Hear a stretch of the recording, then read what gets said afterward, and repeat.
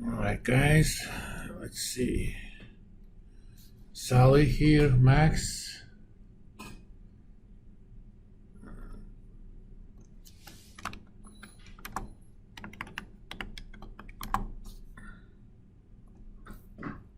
Elliot here. Jalen here. Nico here. Val here. Andrew and Tom excused. Olivia.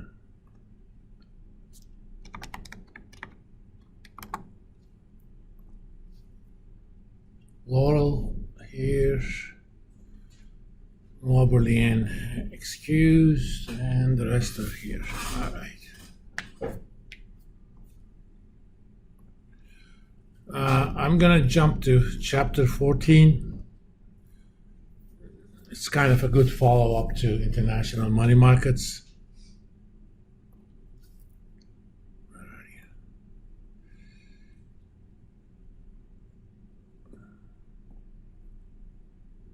Which is interest rate and currency swaps.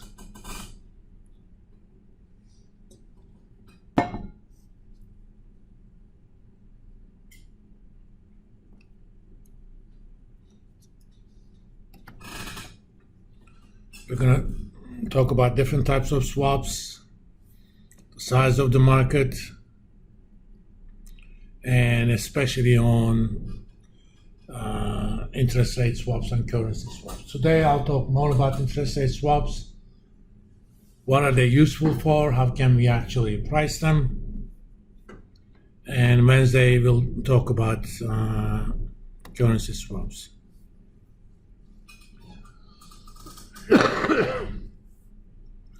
A swap contract is essentially a contract between two counterparties to exchange two different forms of cash flow streams. Example, a single currency interest rate swaps. One party that we're going to call fixed rate payer agrees to pay a fixed rate over a notional amount, let's say 5%.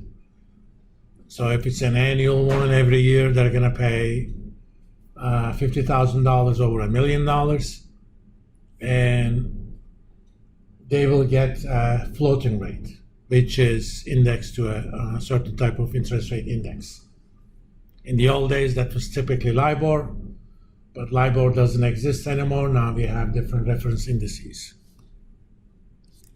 Or cross-currency interest rate swap, where you pay something in one currency, but you receive in another currency.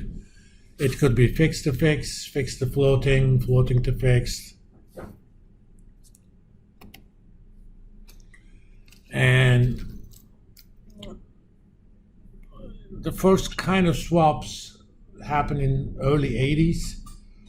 At that time, there wasn't an organized market about it. There's no exchange, but there's a big organized market. Two counterparties basically found each other. The first one was, I think it was World Bank. World Bank made loans to developing countries on fixed rate terms, but they financed themselves on variable rate terms, which means if the interest rates went up, they would lose money. So they arranged a contract where they decided to pay fixed rate, but they received a floating rate. Since their obligation was floating rate, what they received canceled what they're going to pay. Similarly, they pay fixed, but they receive fixed rate from their loans as well. Currently, this is as of 2018, the interest rate swap market is over $300 trillion, not billion, $1 trillion. And currency swaps are over $24 trillion. So these are very, very liquid markets. And typically, most contracts are in big currencies: dollar, euro, yen, pound, and Canadian dollar. If you look at the size of the market, it varies over the years. It used to be quite higher. Why it's such a big difference between like year and the previous year and next year? For example, 2012 and 2013. Yeah, it's about what sort of risk people perceive. Okay, if you perceive that interest rate risk is high, then the size of the swap market is going to be lower. By 2018, for example, if you think about it, in the U.S., the interest rates were already going up. Around 2009, the Fed funds rates were around zero. So that interest rates are going to go up. So in order to protect yourself, you go into swap contracts. By 2018, the Fed funds rates, in fact, you don't have to guess, Fed funds rates.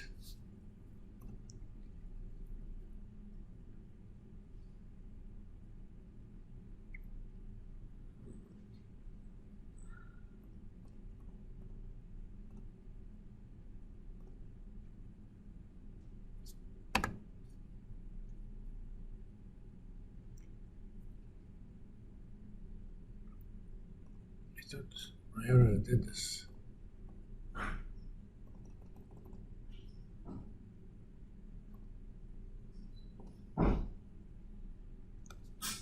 Back early on,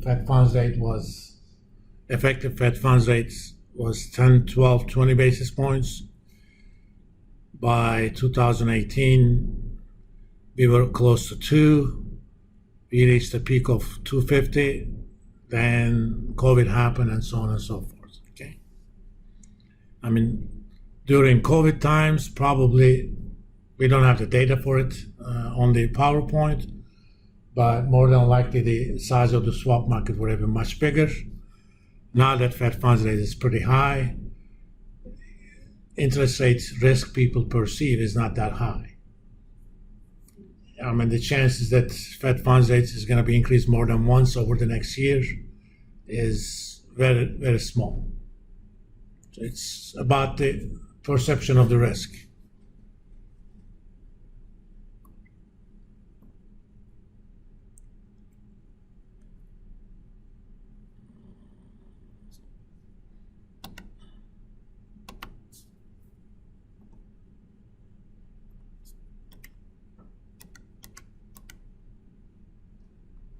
Oh, I'm in the wrong chapter. I'm sorry.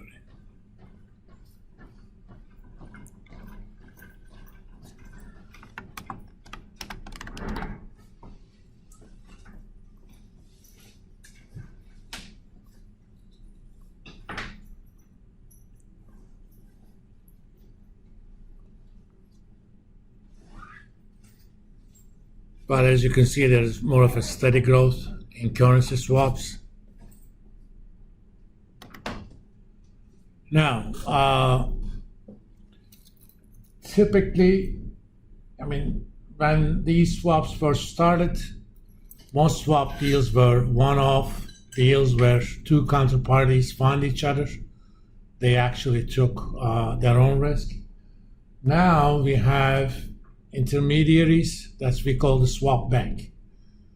Basically, if I want to do a swap, I go to my bank and say, I would like to eliminate my floating rate interest rate risk.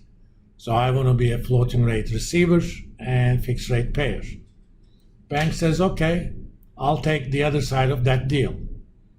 What the bank does, either keep it in its books for a while, or they find another counterparty who's willing to do exactly the reverse. And the good thing about it is the two counterparties don't have to assess each other for credit worthiness. It's the job of the swap bank to figure that out.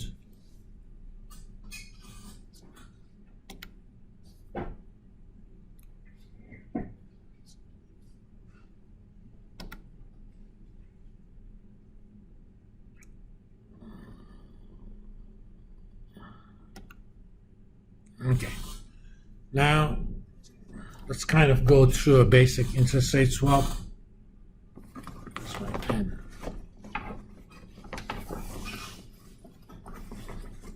It's a lot easier if I simply handwrite it.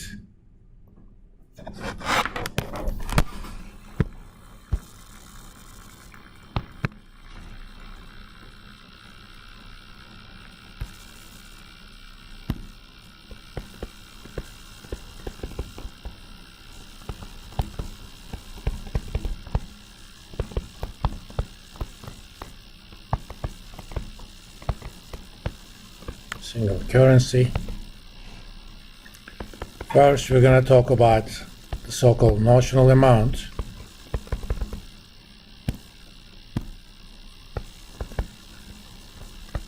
Amount for which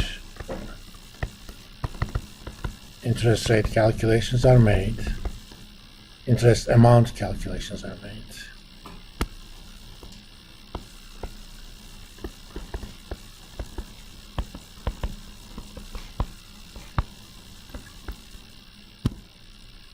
We're going to talk about floating rate pairs.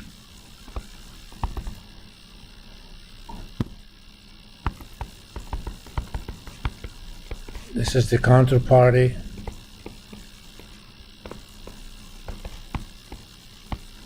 that promises to make floating rates, or you can think of that as variable rates.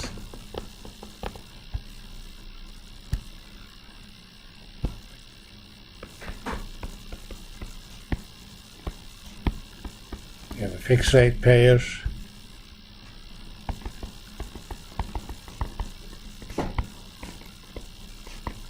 This is the counterparty that promises to make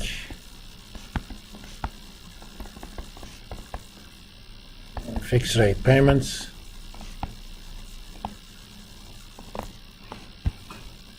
Obviously, if you are a floating rate payer, that means you are a fixed rate receiver.